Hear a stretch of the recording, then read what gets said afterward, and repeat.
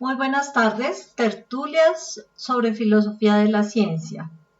Este es un espacio de diálogo y comunicación virtual en la que se conversa sobre diversos temas relacionados con la filosofía de la ciencia, su historia, sus debates y controversias, sus relaciones con la filosofía de la tecnología y la sociedad.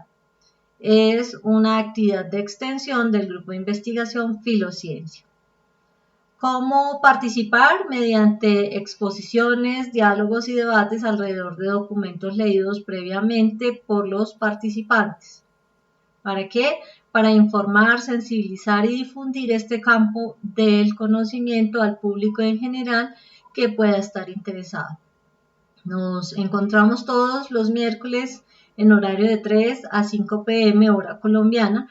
Mayor información para quienes quieran tener acceso a otros videos o materiales, pueden escribir a los correos del ochoar@unbosque.edu.co o al correo bastidasastrid@gmail.com. En la tarde de hoy, entonces, vamos a abordar el documento titulado Roger Penrose, una aproximación elemental a su filosofía de la ciencia, y este es un documento publicado presentado por Eduardo Bardía Serra, quien es un ingeniero químico, colaborador de teoría y praxis, y pues alrededor de este tema es que vamos a direccionar nuestros comentarios de la tarde de hoy. En este texto pues es un pequeño trabajo con un análisis de ciencia y de filosofía en la persona de Roger Penrose. No tiene más pretensión ni intención que la de simplemente una exposición breve y concisa de la obra del científico y filósofo, que es una especie de recensión, si se quiere, cuyo único propósito es colocar dicha obra en el tapete de la discusión y el conocimiento que seguramente otros más conocedores que el mismo Eduardo Bardía podrían hacer. Entonces, al respecto, vamos a comenzar. Y allí está pues una nota también aclaratoria sobre Penrose. Entonces, pues le cedo la palabra a Luis Francisco. Listo, Astrid, muy amable. Un saludo para todas las personas que tengan la oportunidad de observar este video. Vale decir que intentar una introducción al pensamiento de Roger Penrose es una acción que puede resultar aventurada, de pronto también imprudente, ya que Penrose es un científico que por la naturaleza de la disciplina donde ha estado trabajando a lo largo de los años, es muy difícil de entender y aún más de comprender cuando hace conclusiones de carácter genérico filosófico y cuando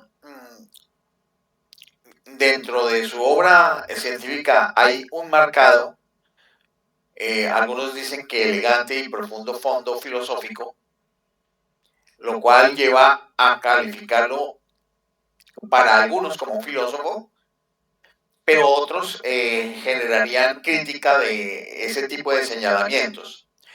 Yo inicialmente diría que tiene unas ideas de tipo filosófico muy libres, diría que son asistemáticas y que son derivadas de sus conocimientos científicos. Si ya sus posiciones dentro de la física y de la matemática son fuertemente criticadas, discutidas dentro de la comunidad de físicos y matemáticos, por supuesto que sus opiniones filosóficas son totalmente motivo de discusión y yo estoy de acuerdo con ello. En ese campo, pues pareciera que hay una tendencia de carácter platónico que se puede entrever dentro de las cosas que señala. Vale la pena pues intentar por lo menos disertar acá y conversar acá estas ideas de la posible filosofía de Penrose por varios motivos. En un primer lugar, la necesidad reconocida de que la filosofía debe entrar en el conocimiento de los temas científicos duros para poder proponer un acceso a las concepciones de realidad, llamémoslo así, más palmarias, más directas. En segundo lugar, porque las opiniones de Roger Penrose denotan no solo un adecuado y correcto conocimiento de la historia de la filosofía como cultura general, vale decirlo, no en sus detalles técnicos, tiene una noción de sus problemas fundamentales, pero también tiene un conveniente acomodamiento a las condiciones actuales del enfoque de tales problemas que se trabajan en la ciencia. Al no tener, llamémoslo así, la disciplina de la técnica filosófica, puede incurrir en cierto tipo de ligerezas que vamos a examinar, de pronto van a aparecer acá. Finalmente, vale la pena hacer este intento porque los temas que toca son, eso sí, de una importancia capital para el conocimiento y la cultura de la humanidad. Está el problema, por ejemplo, de la relación mente-cuerpo y su relación con la inteligencia artificial fuerte. Sabemos que el problema de la relación mente-cuerpo viene desde la propuesta cartesiana. Estamos hablando desde el siglo XVII y XVIII. Y, por supuesto, la inteligencia artificial empezó a trabajarse desde el siglo pasado y hoy es motivo de trabajo fuerte.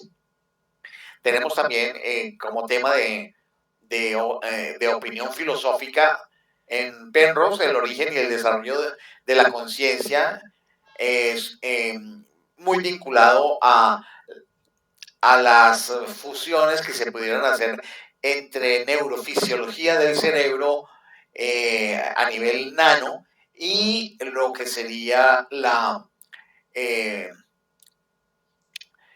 física cuántica en términos de lo que es la relación entre los procesos de desarrollo bioquímico a nivel cuántico en los microtúbulos de las neuronas, así como la teoría de los tres mundos y el acceso a lo que él llama la realidad, que cuando lo llama realidad, pues está admitiendo la existencia de un mundo objetivo independiente de la conciencia. Sin embargo, matemáticamente es platónico.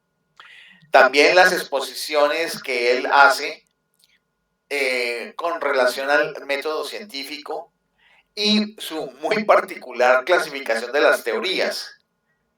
Y podríamos decir su también muy sugerente explicación de la realidad universal.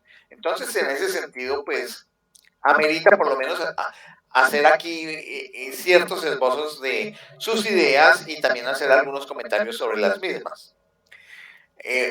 Para quienes no saben quién es Roger Penrose, es un físico británico, nació, pues por supuesto, en el condado de Essex en el año de 1931. Él vive aún, es de formación matemática.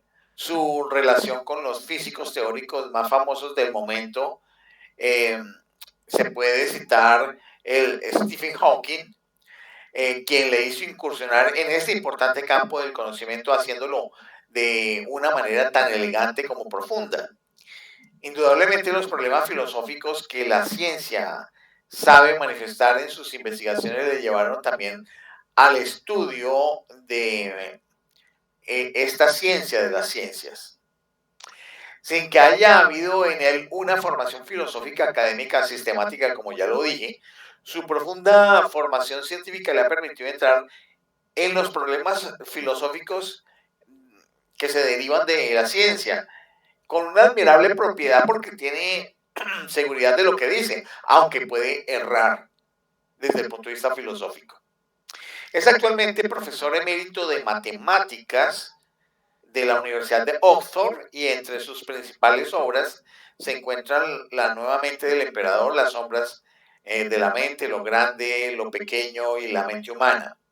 El camino a la realidad, las cuestiones cuánticas y cosmológicas, la naturaleza del espacio y del tiempo, las técnicas de topología diferencial y de la relatividad. Debo hacer una corrección aquí en medio de lo que estoy diciendo. No sabemos si en ese momento todavía es profesor emérito de la Universidad de Oxford. Hasta hace unos años lo fue, pero ya con una edad avanzada de 93, 94 años, pues podría ser que en ese momento estuviese retirado. Bien, vamos a ver algunos de sus aspectos. Entonces, inicialmente, vamos a ver los tres mundos de Penrose y la realidad de los conceptos matemáticos. Entonces, aquí él aventura algunos elementos de filosofía de la matemática. Antes de presentar la teoría de los tres mundos, es necesario anticipar la posición que tiene este acerca de la realidad y la verdad de los conceptos matemáticos, pues está muy ligada con esa teoría de los tres mundos. Entonces miremos lo siguiente, la realidad de los conceptos matemáticos. Y vamos a ver ahí cómo va emergiendo su punto de vista platónico. Penrose plantea dos posiciones alrededor de la realidad de los objetos del mundo matemático. La primera, que sostiene que no hay nada real en ellos, que los objetos matemáticos son solo conceptos, idealizaciones mentales que hacen los matemáticos. La segunda, sostiene que hay una realidad profunda en tales conceptos que va más allá de las elucubraciones mentales de un matemático particular y que el pensamiento matemático va siendo guiado hacia alguna verdad de carácter exterior que tiene una realidad por sí misma y que solo se revela parcialmente a algunos de los más encumbrados matemáticos.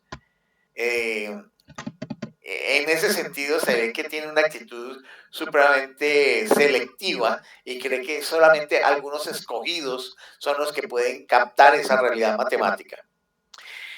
Señala que siempre que la mente percibe una idea matemática, toma contacto con el mundo platónico de las ideas matemáticas. Según el punto de vista platónico, las ideas matemáticas tienen una existencia que le es propia y habitan en un mundo ideal que solo es accesible por la vía del intelecto.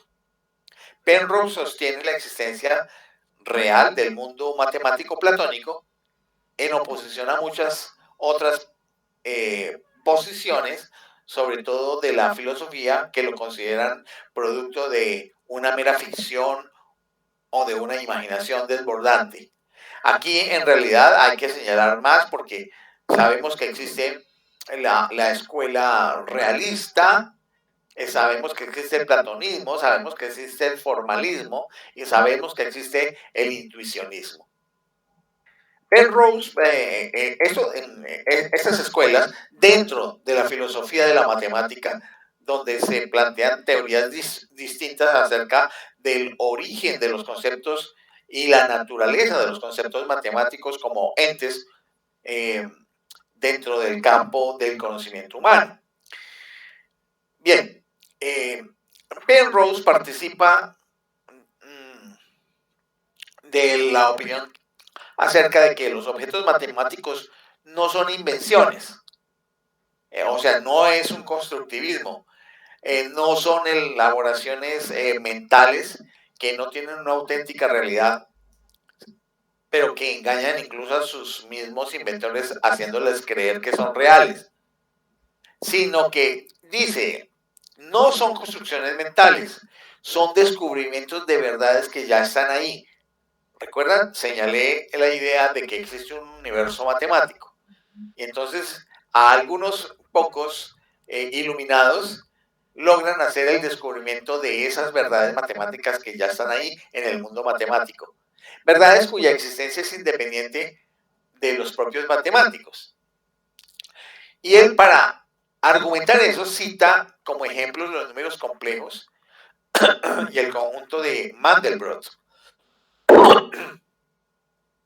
Siente que en el caso de las matemáticas, la creencia en algún tipo de existencia etérea y eterna, al menos para los conceptos más profundamente matemáticos, es muy fuerte. Hay en los conceptos matemáticos una compulsiva unicidad y universalidad que parecen ser de un orden diferente del que pudiera esperar de las artes o de la ingeniería. Y cita que esto ya había sido planteado de alguna manera por Platón, por lo que a veces a esta posición se le puede llamar platonismo matemático. Y aquí, cuando llegamos a este punto, tenemos que recordar muchas veces las actitudes que se encuentran en los grupos de investigación, donde hay una actitud de prepotencia y de una actitud perdonavidas de los matemáticos con respecto a los demás profesionales de otras áreas científicas.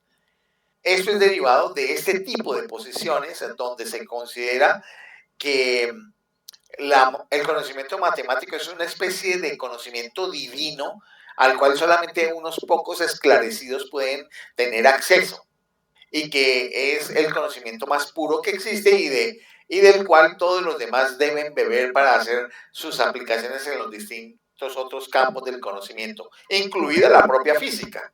Por supuesto, los físicos tienen también su propio ego y solamente señalan que la matemática es apenas una herramienta. Y aquí es donde vamos viendo a través de la historia de las ciencias cómo hay también una historia de los egos y de los celos. Siguiendo en esta exposición acerca del concepto de Penrose acerca de los entes matemáticos, señala que algunas verdades matemáticas parecen tener una realidad platónica más fuerte, más profunda, más interesante que otras. Tales verdades son las que se identificarían más estrechamente con el funcionamiento de la realidad física, como el sistema de los números complejos. Esta identificación puede hacer comprensible el cómo la mente establece la conexión entre el mundo físico y el mundo platónico de las matemáticas, de la cual de pronto podremos hablar un poquito posteriormente. Hay que recordar que muchas partes del mundo matemático, precisamente las más profundas y las más interesantes, según Penrose, carecen un carácter algorítmico, es decir, que tengan una expresión de operatoria. Por ello, de operatoria matemática. Por ello, la acción no algorítmica debería tener un papel de importancia muy considerable dentro del mundo físico y este papel estará muy ligado o íntimamente ligado con el propio concepto de mente. Pero esto vamos a ver si nos alcanza el tiempo para poderlo tomar posteriormente con pinzas para ver el asunto de la idea de la conciencia y de la relación entre la conciencia y el mundo, la relación entre la conciencia del mundo y el lenguaje y otras cosas aledañas. Siguiendo con esta exposición acerca del concepto de los entes matemáticos en la filosofía de Penrose, por decirlo de alguna manera, se puede decir que ya Platón decía que los objetos de la geometría pura, entiéndase las líneas, las rectas, los círculos, los triángulos, los planos y otra serie de entes geométricos, solo se realiza aproximadamente en el mundo de las cosas físicas reales. Los objetos matemáticos precisos de la geometría pura no pueblan este mundo, sino un mundo diferente, que es ya lo mencionamos, el mundo ideal de Platón de los objetos matemáticos, que no nos es accesible del modo físico ordinario, sino por vía del intelecto, y no de cualquier intelecto, sino de algunos sabios, abusados y selectos que logran descubrir tales verdades o tales entidades que son asumidas como verdades últimas. Bien,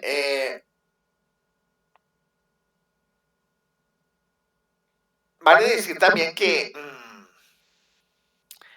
el mundo ideal de Platón de los objetos matemáticos, al no ser accesible al modo físico ordinario, al ser accesible solamente por la vía del intelecto, pero muy sofisticado, pues es un mundo que para la inmensa mayoría de la humanidad es imposible de acceder.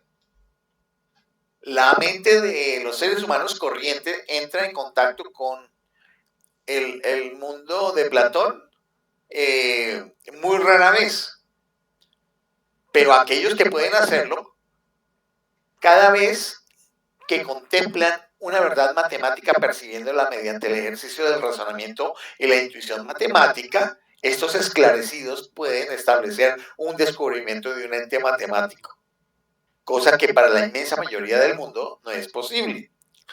El mundo ideal se considera diferente y más perfecto que el mundo material de nuestra experiencia externa, pero es tan real como este mundo en el que habitamos nosotros.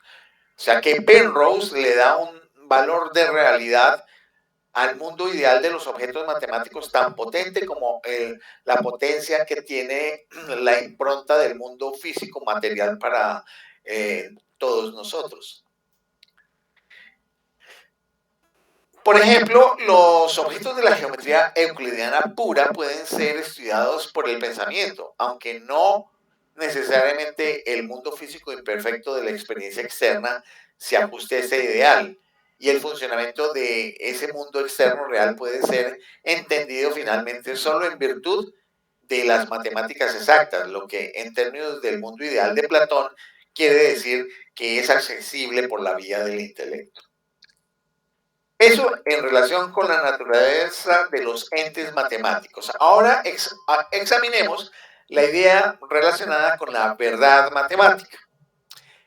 Penrose enfoca este problema desde 3 puntos de vista. El del formalismo, que es una de las escuelas de filosofía de la matemática que ya mencioné, del intuicionismo otra, y la del idealismo o platonismo, que es la otra. ¿Cómo podría fácilmente anticiparse Penrose para rechazar tanto el formalismo como el intuicionismo y solamente afirmarse en el platonismo? Y aquí pues no tiene en cuenta otra escuela que es la construccionista. Pero bien, dice que para el formalismo los enunciados matemáticos carecen de significado y no son otra cosa que cadenas de símbolos en algún sistema matemático formal. Son así una especie de juegos sin significado. Penrose rechaza esto, pues para él es el significado y no la ciega computación algorítmica lo que constituye la sustancia de la matemática. Según él, la noción formalista de la verdad debe ser necesariamente incompleta. La falta de interés que profesan los formalistas por la verdad matemática le parece a él un extraño punto de vista desde la filosofía de las matemáticas. Recordemos a principios del siglo XX aquí los planteamientos de Hilbert en términos de los enunciados formalistas que serían la base de la matemática, cosa que generó rechazo en muchos otros miembros de la comunidad matemática y que indudablemente pues quedaron desvirtuados después cuando Kurt Gödel estableció sus teoremas de la incompletud. Y a propósito de eso, pues la crítica que hace Penrose al formalismo permite desprender el teorema de Gödel, porque muchos de los elementos que él señala podrían estar involucrados de elementos del teorema de la incompletud, que ha sido un golpe devastador al formalismo, como ya lo señalé, que el concepto de verdad matemática no puede ser encapsulado dentro de ningún esquema formalista, pues es algo que trasciende el mero formalismo, dado que en él hay algo absoluto e infuso, es decir, como un saber que se va introduciendo de a poco, pero de manera profunda, que trasciende las meras construcciones humanas, si se pudieran estas concebir como procesos de formalización. Esa es una primera crítica. En cuanto a la crítica al intuicionismo que hace Penrose, el intuicionismo también es denominado finitismo. Según Penrose, es mantenido por una minoría bastante pequeña de matemáticos. Estos rechazan la existencia consumada de cualquier conjunto infinito. Son una respuesta a ciertos planteamientos que había hecho Bertrand Russell y su afán por el uso de los conceptos infinitos en el razonamiento matemático. Recordemos allí a las paradojas de Russell. Se dice que las raíces del intuicionismo o finitismo matemático se encuentran en Aristóteles. Recordemos que Aristóteles había sido discípulo de Platón. Para el intuicionismo, los conjuntos infinitos o no deben pensarse como si tuvieran una existencia por sí mismos, sino que deben pensarse en términos de las reglas por las que se puede determinar su pertenencia a ellos. El intuicionismo rechaza la ley del tercero excluido, que afirma que la negación de un enunciado es equivalente a su afirmación, lo cual, pues en términos del sentido común, es una verdad evidente y palmaria, y que es la base del método matemático conocido como reducción a absurdo. Los intuicionistas niegan esta ley. Su objeción consiste en que dicho principio puede ser no constructivo en cuanto que a veces lleva a una afirmación de la existencia de cierta entidad matemática sin que se ofrezca ninguna construcción real de la misma. Para ellos, el hecho de que un concepto matemático exista exige previamente una construcción mental definida, esto es, una existencia constructiva. En la lógica intuicionista, de la falsedad de la no existencia de un objeto, no se puede deducir que éste exista realmente. Esta posición para Penrose es demasiado extrema. Por lo tanto, miremos que Penrose se adhiere, como ya lo habíamos anticipado, al platonismo matemático, para quienes tanto la existencia de los conceptos matemáticos como el carácter absoluto de la verdad matemática son esencialmente la misma cosa. Entonces, el carácter absoluto de la verdad está relacionado con el hecho de la existencia de los conceptos como entes que están objetivamente en el mundo de los entes matemáticos. La independencia del sujeto con respecto a la existencia de los entes y su verdad les confiere su existencia platónica, ya lo hemos dicho varias veces en el pasado, y sus detalles más finos quedan fuera del alcance de las computadoras. Gödel era un gran platónico, sin embargo, hace ver que a medida que los conjuntos matemáticos, por ejemplo, se vuelven desmesuradamente enormes y son construidos de maneras muy vagas, se puede incluso dudar de que su existencia o su inexistencia sea realmente algo absoluto e incluso comiencen a adquirir algo de la cualidad de la cuestión de opinión en el lugar de una idea infusa que va penetrando. Otorgar la calidad de existencia absoluta a un conjunto desmesuradamente enorme y expresado de una manera muy vaga, dice Penrose, llevar al platonismo matemático a un nivel extremo sería tal cosa, llevarlo hasta sus últimas consecuencias. Entonces, Penrose no oculta sus simpatías por el platonismo matemático en el sentido de que la verdad matemática es absoluta, externa y eterna, propia del mundo de los entes matemáticos y no se basa en criterios hechos por la humanidad y de que los objetos matemáticos tienen una existencia intemporal por sí mismos, independiente de la sociedad humana o de los objetos físicos particulares. Entonces, en ese sentido, concibe conclusivamente que las verdades matemáticas son verdades necesarias, por lo que ninguna información real en el sentido técnico pasa al descubridor. Toda la información ha estado ahí todo el tiempo en el mundo de los entes matemáticos y es solo cuestión de atar cabos y ver la respuesta. Por ello, siguiendo a Platón, el descubrimiento matemático es solo una forma de recuerdo. Este sería el concepto entonces de verdad en relación con los entes matemáticos. Ahora sí miremos entonces el concepto o teoría de los tres mundos de Penrose, donde aparecerán también prejuicios y misterios. Penrose inicialmente plantea la existencia de dos mundos, el mundo físico y el mundo platónico de las ideas matemáticas. Esto es comprensible con todo lo que hemos venido presentando. Realmente este mundo platónico contiene otras ideas tales como las de belleza y la de la bondad, pero él prefiere, aún reconociendo lo anterior, circunscribir dicho mundo al de las ideas matemáticas, refutando a quienes consideran que este mundo platónico de las ideas matemáticas no puede tener una existencia independiente y que parten de que los conceptos matemáticos son meras idealizaciones del mundo físico del cual emergen. Él, en contrario, sostiene que es el mundo físico el que emerge del intemporal mundo de la matemática.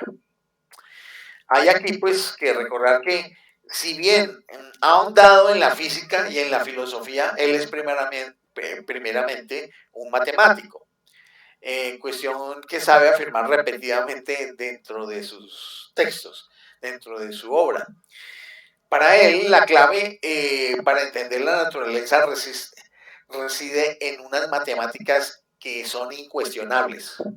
En ese sentido, hay una actitud dogmática en él, de un dogmatismo intelectual y disciplinar.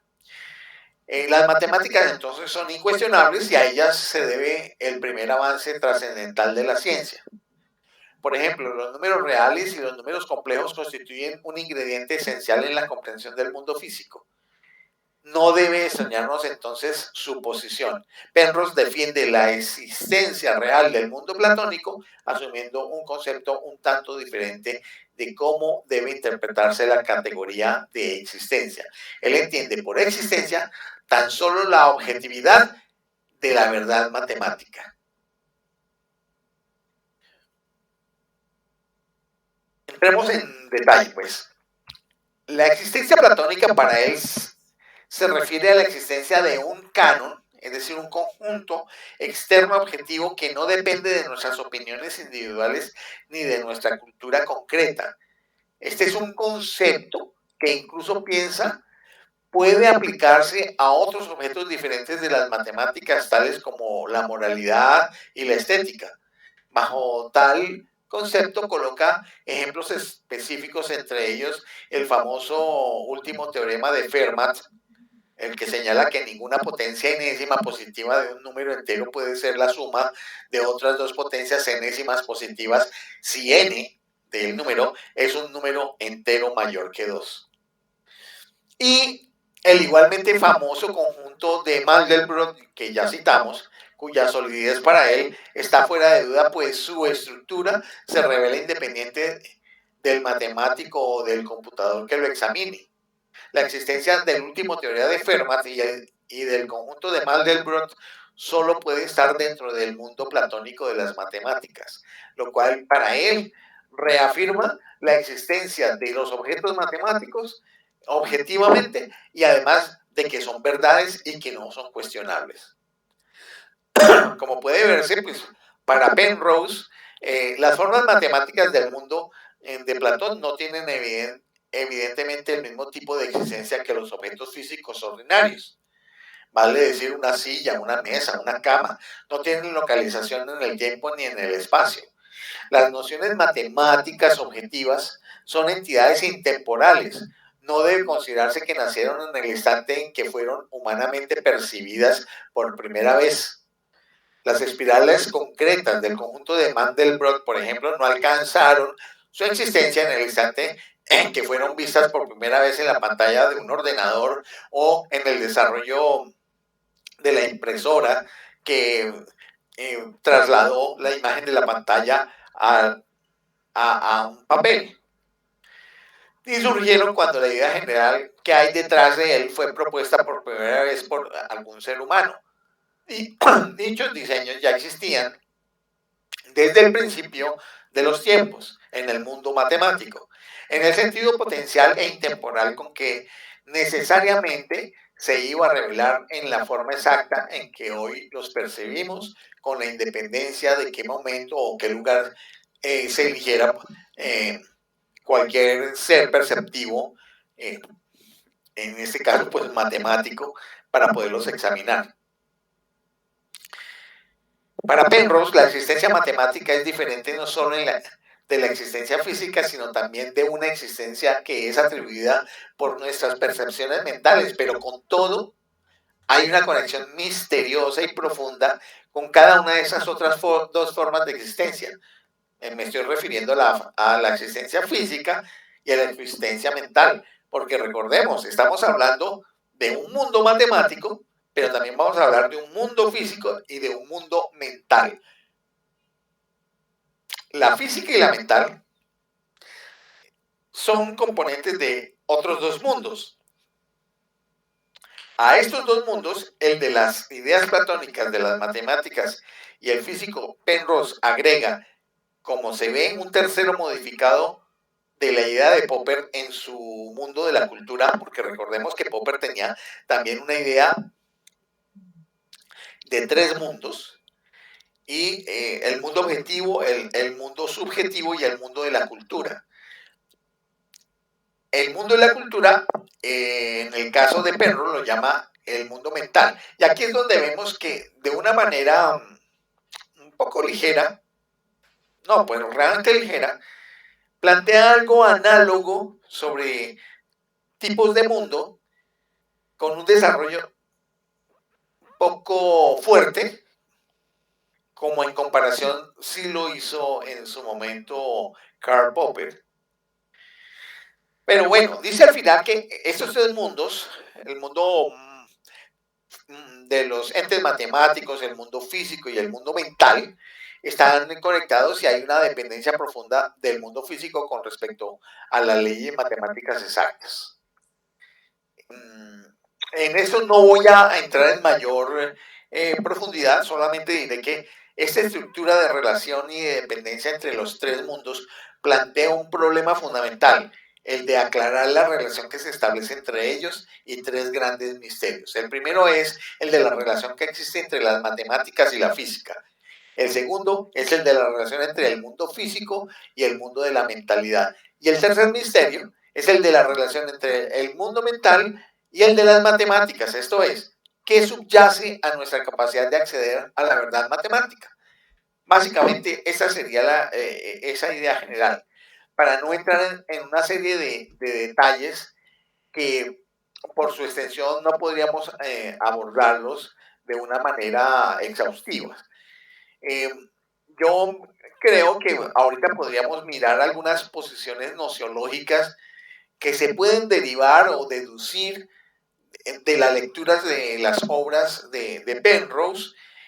Y para esto, pues, le doy la palabra a mi colega Astrid para que ella nos ilustre con algunas cosas referidas a esto.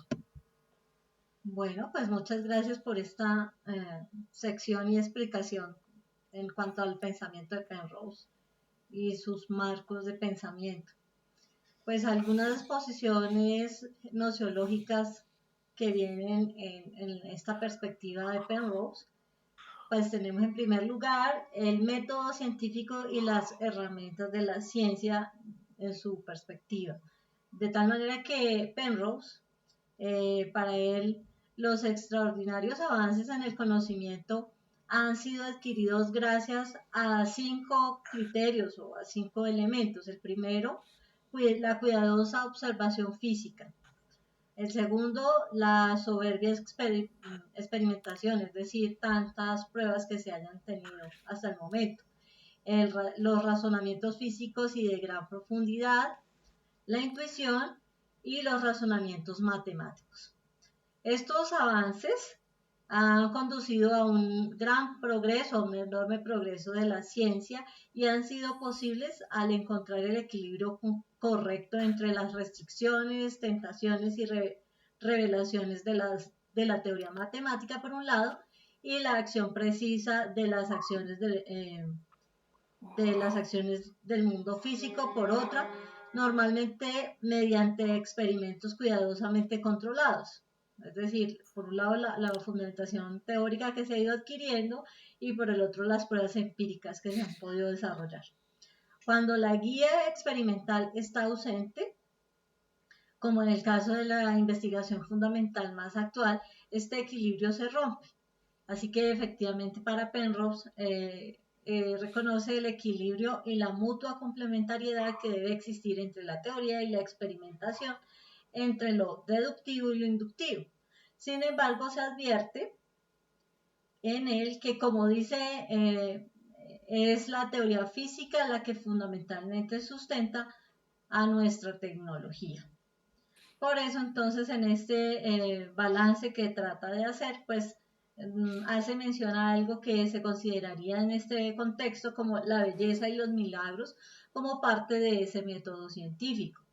Para Penrose, quien es un físico teórico y un matemático, aunque también podría decirse con las características que se vienen planteando, que tiene criterios de filósofo, pues en primer lugar, que no teme abordar problemas que sus contemporáneos puedan considerarlo, dejar de lado por parte de estos personajes que son sus contemporáneos, sino que dice, más bien, pues decide tomarlos en cuenta.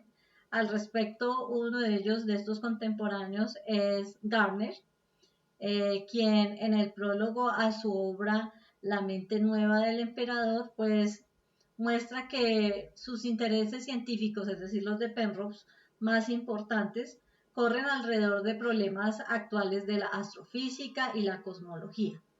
Otro de sus colegas, Malcolm Longair, quien en el prólogo de su libro Lo grande, lo pequeño y la mente humana, dice en el mismo que los trabajos más famosos de Penrose son los que se refieren a dos teoremas relacionados con las teorías relativas de la gravedad, en los que trabajó junto con Stephen Hawking. Uno de ellos que afirma que dentro de un agujero negro debe existir inevitablemente una singularidad física. Esto es, una región en la que la curvatura del espacio o en forma equivalente, la densidad de la materia se hace infinitamente grande. Y el otro es en el que se afirma que de acuerdo con las teorías relativistas clásicas de la gravedad, existe inevitablemente una singularidad física similar en el origen de los modelos cosmológicos de gran explosión. Resultados, estos dos supuestos o premisas, que indican que en cierto sentido estas teorías no están acabadas, puesto que la singularidad física o la singularidad de física deberían ser evidenciadas en cualquier teoría físicamente significativa. Gardner, en el prólogo que ya se mencionó, coincide con Loingard en afirmar este enunciado. Sin embargo, pues al margen de su formación emergentemente teórica, Penrose reconoce el importantísimo papel de las experiencias empíricas que han estado allí o el lugar que han jugado dentro del desarrollo de la ciencia y de la tecnología.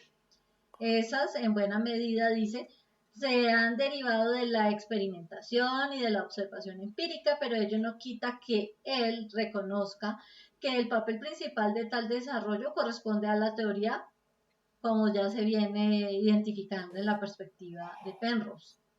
Por eso el mismo Penrose reconoce el papel central dentro del mismo, teniendo y tienen la inducción, la deducción, la teoría, la práctica empírica, pero agrega que debe incluirse como parte del método científico otras formas de conocimiento, que son, por ejemplo, la intuición, que es una cuestión ya aceptada por muchos otros científicos, y la belleza y los milagros. Estas expresiones pues se van a explicar poco a poco. Resulta un tanto extraño admitir la belleza y los milagros como parte del método científico, pero viniendo de tal posición de una persona como Penrose, debe darse crédito al menos para debatir y discutir tal asunto.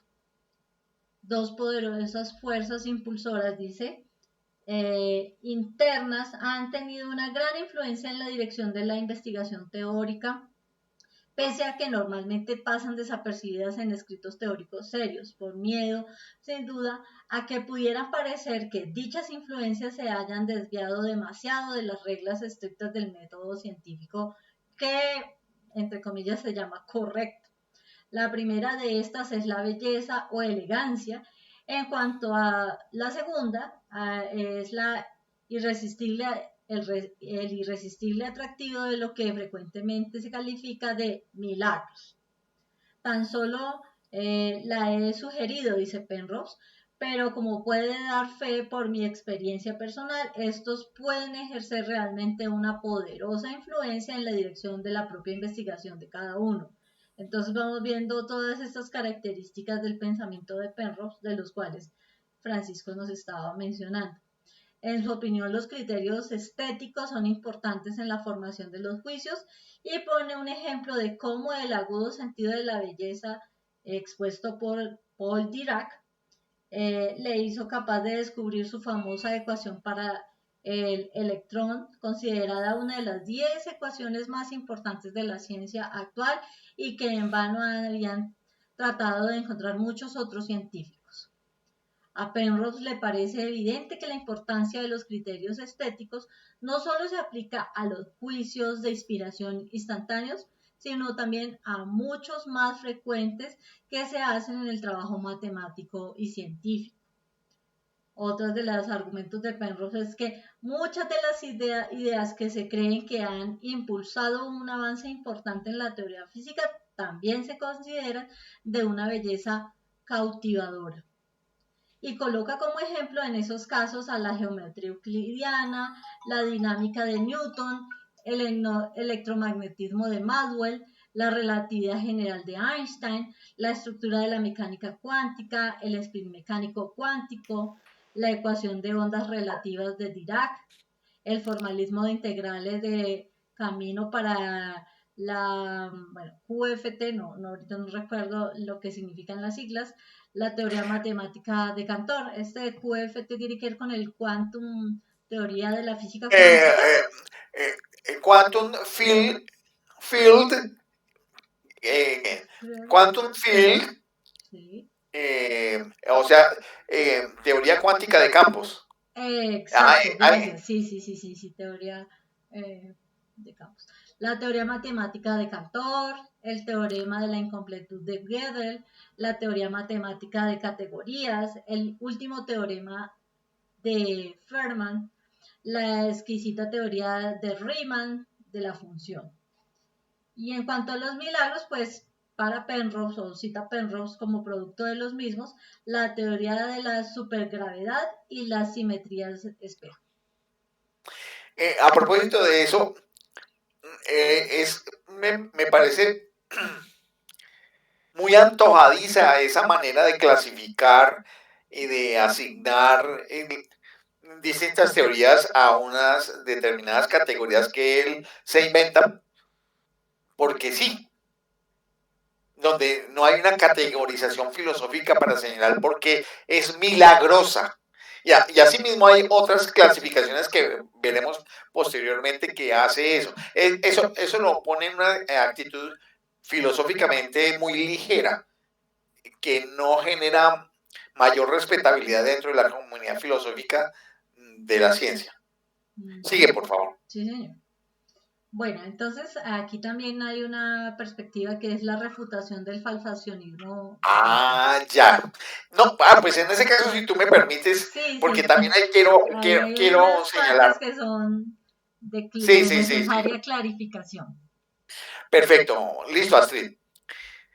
Bien, Roger Penrose plantea según el profesor Badías Serra, una clara refutación del principio de falsabilidad de Popper. Vamos a ver, porque es que el principio de falsabilidad parte de un principio lógico que es el modus tollens tollendo tollens, que es justamente un principio lógico que le ha servido a la matemática y que le ha servido a las metodologías, le ha servido a la ciencia de una manera rigurosa. Vamos a ver. Dice que ofrece una clara refutación y dice que en la opinión del autor Badía Sierra lo anula ya definitivamente. Vamos a ver cómo y si hay esa demostración aquí. Y lo hace tomando como ejemplo los casos de la supersimetría de la moderna física de partículas, la teoría del monopolio magnético de Paul Dirac y la teoría de la homogeneidad e isotropía del universo. Entonces vamos a ver cómo explica él que justamente hace la refutación del principio de falsabilidad, porque el principio de falsabilidad parte del siguiente concepto. Si una teoría P explica un conjunto de hechos Q y vamos y hacemos contrastación empírica de esos hechos Q y resulta que encontramos que no podemos encontrar la contrastación de los hechos Q, es decir, no Q, porque los encontramos que no se dan. Por lo tanto, como parte de este principio de falsabilidad del modus tollendo tollens, la teoría P, que intentaba explicar los hechos Q, por lo tanto, necesariamente es falsa también. Y entonces sería, si P explica Q, pero Q no se da en la experiencia, por lo tanto, P no puede explicar a Q. Y ese es el principio de falsabilidad. Él ha señalado la supersimetría de la física moderna de partículas, la teoría del monopolio magnético de Paul Dirac y la teoría de la homogeneidad e isotropía del universo. Vamos a ver cómo él va a explicar que no se da eso dentro de esas teorías de la contrastación. Y ahí tengo una contrarrefutación. Karl Popper ofreció un criterio que parecía razonable para la admisibilidad científica de una teoría propuesta, a saber, que sea refutable observacionalmente. Y dice Badía, como decimos, Penrose no admite que refutar observacionalmente le lleve a admitir científicamente una teoría. Y claro, eso se ve por su platonismo. Pero aquí hay una discusión que desde hace poco también se ha venido haciendo acerca de la defensa de las experiencias de la física experimental con respecto a los modelos teóricos de la física teórica. La teoría de la supersimetría de la moderna física de partículas, que es para él una idea teórica con una evidente elegancia matemática, es un ingrediente fundamental, además de la construcción de la física cuántica de campos. O sea, que esa teoría física cuántica de campos y la teoría de cuerdas y la considerada parte del modelo estándar de la física de partículas actual, no tiene, sin embargo, ningún apoyo experimental serio, no necesariamente necesita de una refutación porque el carácter elegante y bello de esas teorías elimina cualquier posibilidad de refutabilidad. Eso es una absurdidez desde el punto de vista filosófico-científico. Y no porque esté defendiendo el planteamiento popperiano, porque tiene sus problemas para cierto tipo de teorías. El problema es algo que la comunidad científica de los físicos viene señalando desde hace unos 15 años. Y es el problema de que ahorita, en esta época, los miembros académicos de la física están simplemente reconociendo de que si una teoría es matemáticamente coherente, es matemáticamente estética y es matemáticamente consistente, con esos elementos simplemente esa teoría persiste como explicación científica de un modelo de la física teórica. Eso es inmanejable y no debería ser aceptable. ¿Por qué razón? Porque una de las características que ha permitido mantenerse a la física dentro de los estándares de una ciencia dura, de una ciencia de avanzada, ha sido el hecho de que sus planteamientos teóricos tienen la posibilidad de tener una contrastación empírica. Y si no es posible tener contrastación empírica para validar o refutar lo que señala el modelo, en ese sentido simplemente queda como un juego mental. Y eso no tendría ningún sentido. Y en ese caso, no habría ninguna refutación del principio de falsabilidad. Por lo tanto, el profesor Badía Serra aquí peca de ignorancia, pero de una ignorancia supina en relación a la naturaleza de la actividad científica y de la historia de la física misma, de la historia de las ciencias en general, donde el concepto de contrastación empírica, sea por inducción o sea por falsación, sea por experimentación o por observación sistemática, ha sido una constante. Por supuesto, ninguno de esos métodos y posibilidades es perfecto o agota todas las posibilidades, pero el negar la posibilidad de contrastación empírica, como es lo que está planteando acá, es realmente una absurdidad y es inaceptable. Por esa razón, no podemos decir que está refutando el falsacionismo de Popper. Entonces, en ese sentido, examinemos esto otro que dice Penrose. La teoría predice supercompañeras para todas las partículas observadas en la naturaleza, pero ninguna de aquellas ha sido observada hasta ahora, debido al efecto de un mecanismo de ruptura de simetría de naturaleza desconocida actualmente, que hace que las supercompañeras sean tan masivas que las energías necesarias para crearlas están más allá de las posibilidades de los aceleradores actuales. Con posibilidades de energía aumentada, las supercompañeras podrían encontrarse. Con ello, habría conseguido un hito en la teoría física con implicaciones importantes para el futuro. Pero supongamos, continúa Penrose, que las supercompañeras siguen sin encontrarse. Estamos hablando siempre de las partículas. ¿Refutaría esto la idea de la supersimetría? Y él dice, no, en absoluto. Podría argumentarse, y probablemente se haría, que había habido demasiado optimismo sobre el grado de la ruptura de la simetría y que se necesitarían energías aún mayores para encontrar a supercompañeras perdidas. Aunque hay un carácter popperiano, dice Badía, en dicho modelo, ello no la hace inaceptable como teoría científica. ¿Cómo que no? Una teoría científica es teoría en la medida en que puede ser resistible a la contrastación empírica. Y ahí es donde veo como un pecado grandísimo, tanto de Penrose como de el profesor Badía Serra, defender de que simplemente el enunciado teórico de por sí ya es explicación científica. No, esa es una hipótesis científica, pero no es teoría científica. Entonces, pues, en esa parte yo diría que me detengo.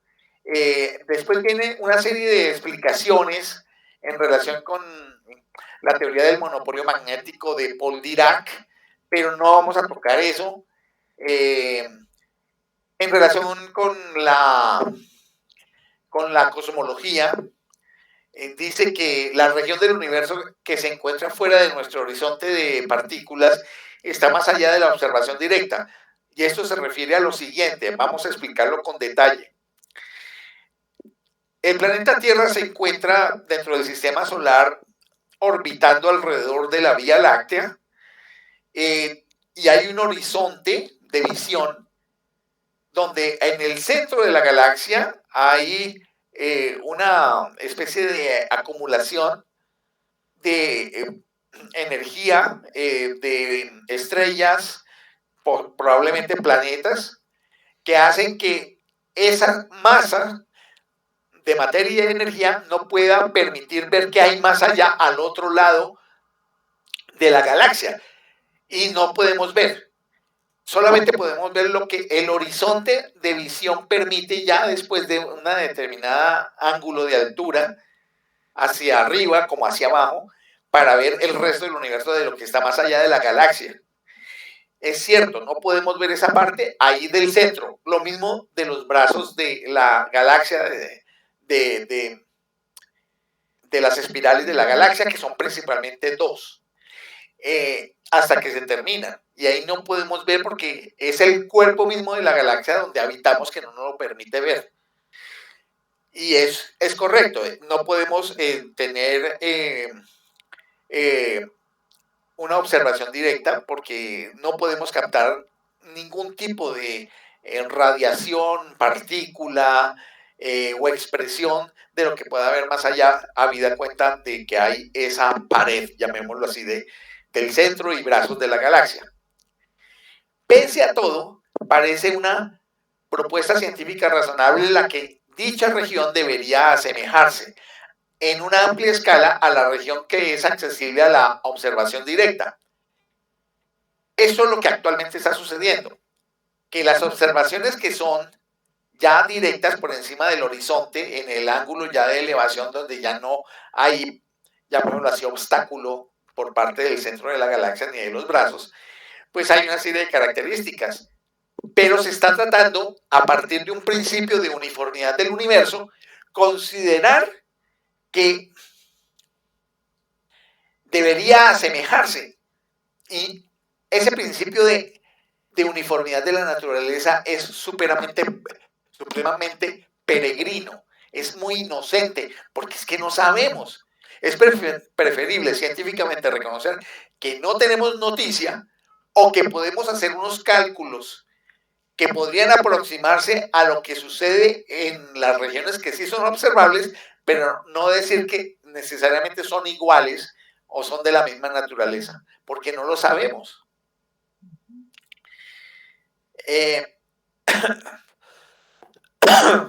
Ahora viene un elemento, pues, que va a ser también controversial, que quiero dejárselo a Astrid para que lo planteen y ahí empezaremos a interactuar entre los dos, Astrid, en relación con lo que sería la clasificación de teorías.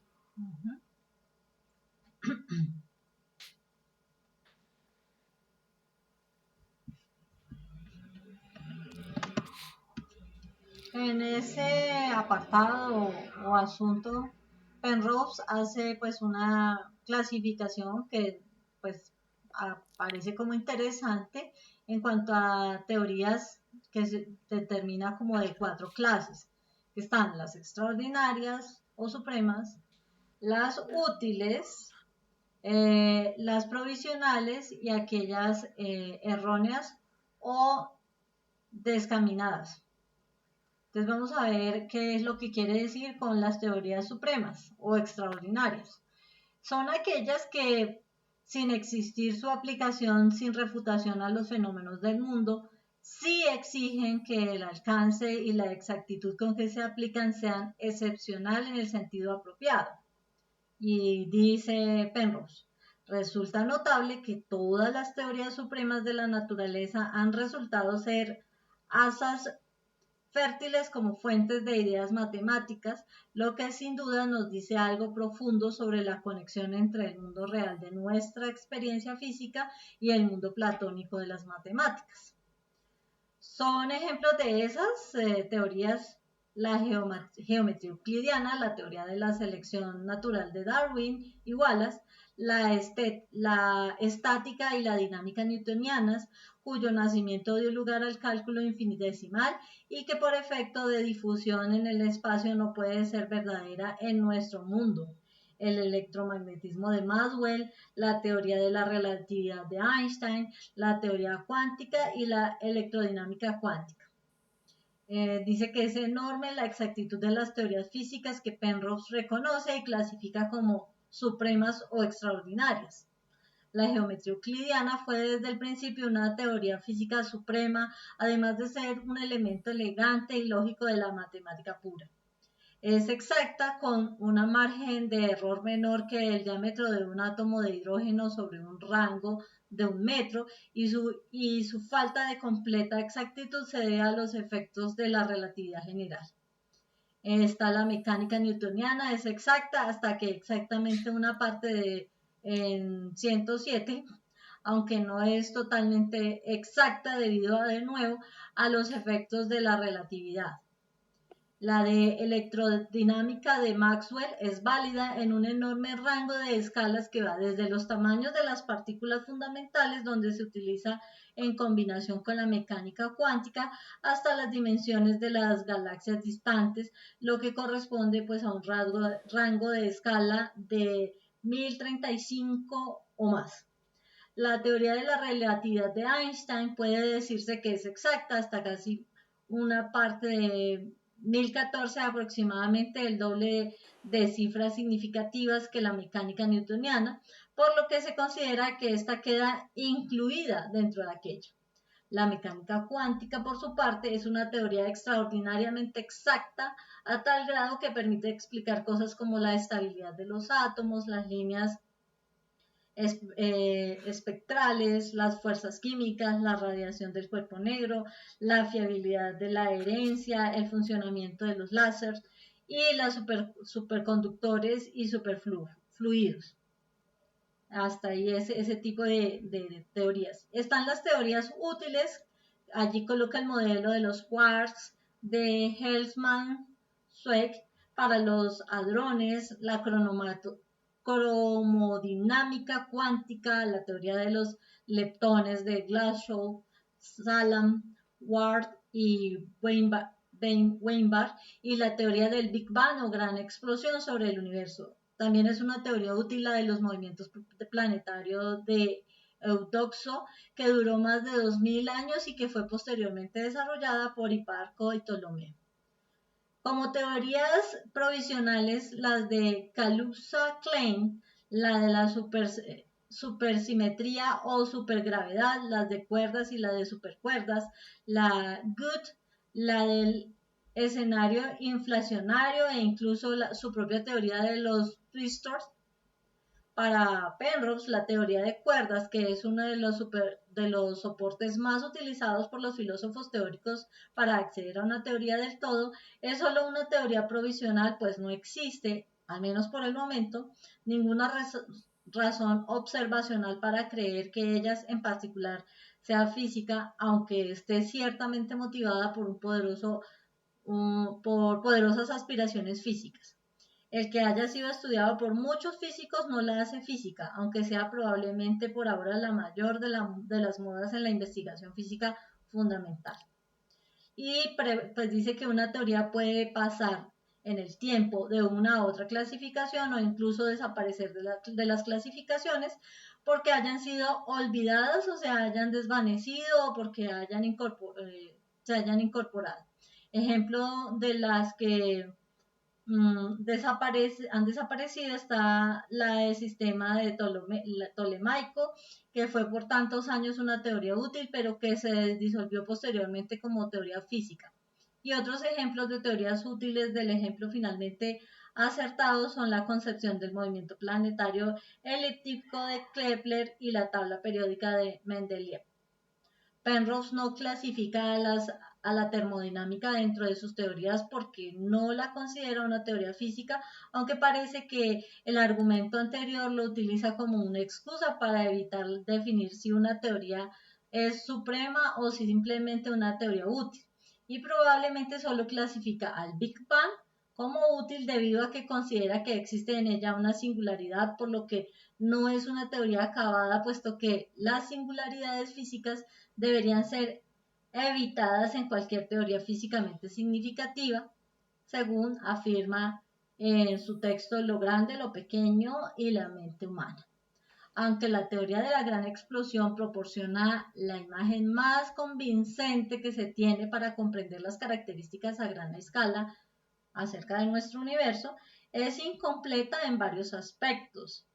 ¿En cuáles? La imagen resulta correcta solo si se fijan las condiciones iniciales de una forma muy cuidadosa, ya que antes de una milésima de segundo el comportamiento del universo se aparta de la física ensayada y comprobada, y por ello se basa en extrapolaciones razonables de las leyes conocidas de la física. La pregunta no es cuáles fueron las condiciones iniciales, sino por qué fueron así, y con lo que Penrose entra a ubicar al problema en el plano especulativo estrictamente filosófico. Rechaza así la imagen de la inflacionaria del universo en sus etapas primitivas y deja la respuesta futura a la teoría cuántica de la gravedad. En la gran explosión dice, todo falla exactamente en el comienzo. Muy bien. Aquí vale decir lo siguiente. Este es el caso cuando un científico sin mayor formación filosófica cree poder hacer filosofía y hacer filosofía que sea contundente. Pues él lo que hace es simplemente unas elaboraciones de carácter filosófico a partir de lo que conoce, la física y la matemática, pero principalmente la matemática y después la física. Él es ante todo un matemático y seguramente tendrá cercanías y diferencias con los físicos teóricos. Me imagino que su cercanía con los físicos experimentales simplemente será de orden metodológico en algunos casos, seguramente, pero indudablemente todo lo que él plantea está basado en sus concepciones de orden lógico-matemático, ¿sí? De carácter platónico, y de sus derivaciones hipotético-deductivas desde la matemática. Realmente, pues, hace una serie de planteamientos que dejan de tener peso dentro de la historia de las ideas de la filosofía de la ciencia. Porque hemos encontrado a lo largo de la historia de la filosofía de la ciencia, en un siglo que lleva, varios filósofos de la ciencia que han tenido una muy buena formación filosófica, tanto en ciencias físico-naturales como aquellos en ciencias humanas y sociales, aquellos también en formación de ciencias matemáticas y de ciencias de la computación, que han hecho aportes y que van de una manera más prudente, llamémoslo así, en la elaboración de teorías y de señalar cómo considera que es el mundo. Hasta el momento, con este planteamiento que hemos venido presentando, pues a mi juicio deja mucho que desear desde el punto de vista filosófico, y es muy probable que estas ideas filosóficas de Penrose, no las científicas, sino las filosóficas, simplemente con el tiempo pasen al olvido, porque no tienen una mayor trascendencia que vayan a generar una huella dentro del campo de las ideas filosóficas de la ciencia. De la misma manera, lo que se podría decir en términos del profesor Badía Serra, en su artículo, el acceso del hombre a la realidad. Se nota que el profesor Badía Serra también es otro platónico o metafísico aristotélico, puede ser, porque no habla acerca de la sociedad, sino habla del hombre a la realidad. O sea, son categorías de ese corte, de corte metafísico. Y por supuesto, pues es apenas deducible que Penrose considera que pues hay que seguir investigando, que la explicación final de la teoría del mundo pues todavía no está cerca, que no sería prudente pues tener una respuesta ya unificada, porque hay que encontrar más elementos matemáticos que nos puedan dar una explicación total. Y que él aspira en que una teoría del todo, que es de origen matemático, sí pueda dar respuesta para ello. Entonces, se plantea en el universo como un problema de la conciencia, el principio antrópico y el determinismo universal.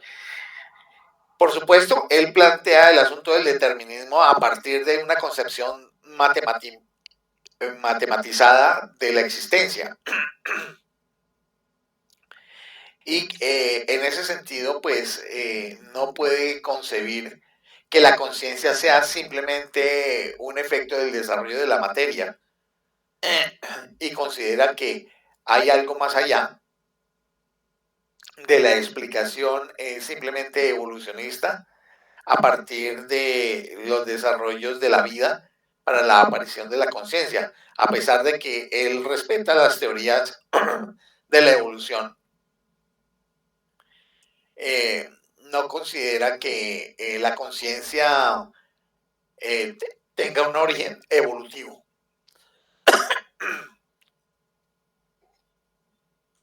Sí tenga un origen evolutivo. Y hace una diferencia entre la conciencia y la mente. Y entonces, pues, entra en una serie de análisis acerca de la necesidad del principio antrópico para poder explicar el fenómeno de la evolución de la conciencia. Y aquí, entonces, tienen algunas ideas que son de tipo trascendental, donde incluso menciona el alma. El principio antrópico es un asunto de muchos universos, y entonces da la posibilidad de la existencia pluriuniversal, donde habría un determinismo universal y que habría una insuficiencia de la física y la naturaleza que no sea algorítmica en el enlace de los mundos clásicos y cuánticos para poder explicar la naturaleza de la conciencia.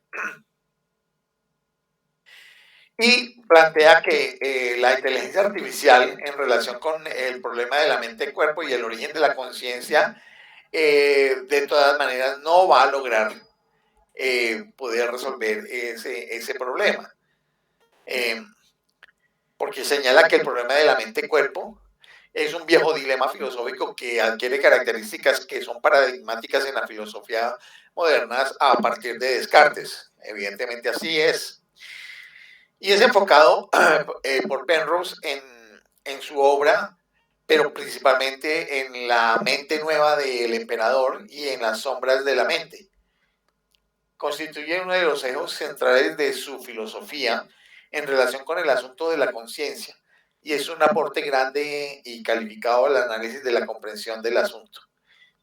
En una conclusión anticipada, pareciera que Penrose considera insostenible el punto de vista aparentemente prevaleciente de la corriente filosófica actual de que nuestro pensamiento es básicamente lo mismo que la acción de una computadora sofisticada.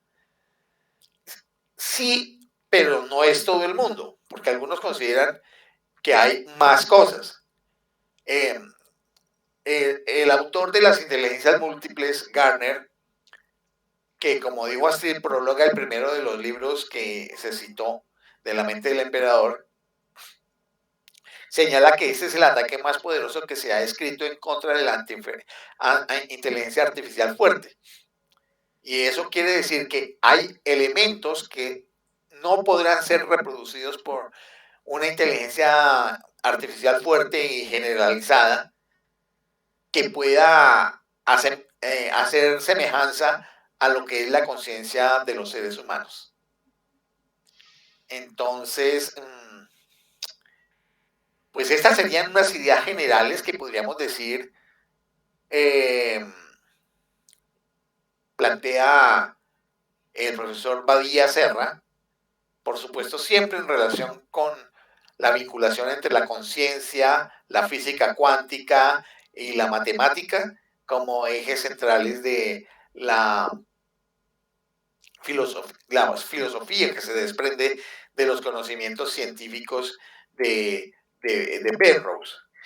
Si tratamos de hacer una especie de resumen y conclusión de lo que hemos venido señalando con Astrid, podríamos decir que podemos tratar de resumir la posición de Penrose en cuanto al problema de mente-cuerpo y el origen de la conciencia frente a la propia posición de los sostenedores y defensores de la inteligencia artificial fuerte. Penrose no cree en la tesis de la inteligencia artificial fuerte de que la simple activación de un algoritmo produciría la conciencia.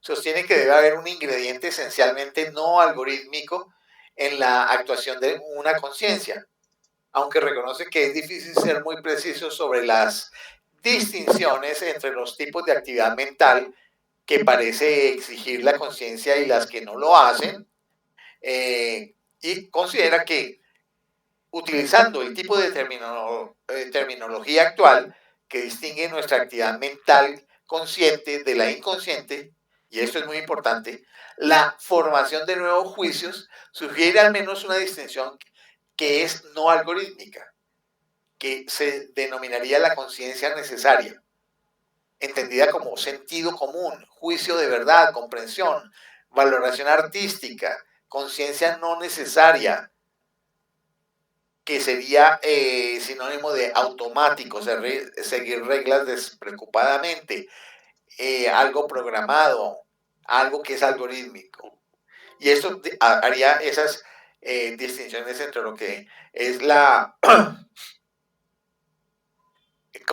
conciencia necesaria de la conciencia no necesaria. Penrose sugiere que mientras las actuaciones inconscientes del cerebro son las que proceden según procesos algorítmicos, la acción de la conciencia es muy diferente y actúa de una forma que no puede describirse mediante ningún algoritmo. Y aquí se le ve unos elementos de espiritualidad, llamémoslo así, haciendo la distinción entre mente y conciencia. Dice que la formación de los juicios que afirma que es la impronta de la conciencia es ella misma, algo sobre lo que la inteligencia artificial fuerte no tendría ninguna idea de cómo programar en una computadora. Entonces, pues, vemos allí que estas ideas de Penrose pues, tocan muchos campos, múltiples campos. De todas maneras, es innegable que es una persona que hace pensar, es un científico que hace pensar, que incluso con algunos de sus planteamientos que seguramente son refutables, pues hace mover el cotarro de las ideas filosóficas, y en ese sentido pues hemos querido traer ante ustedes algunas de estas ideas para dejarle la inquietud y de que ustedes puedan leer la obra de Penrose, o algunas de los apartes de la obra de Penrose como aficionado a las ideas filosóficas, llamémoslo así. Muchas gracias, Astrid. Gracias, Francisco. Esperamos que este video pues acerque a las personas que puedan tener algún interés tanto por el tema de la inteligencia artificial fuerte como por las ideas de Penrose. Muchas gracias y entonces una buena tarde. Hasta una próxima oportunidad. De acuerdo.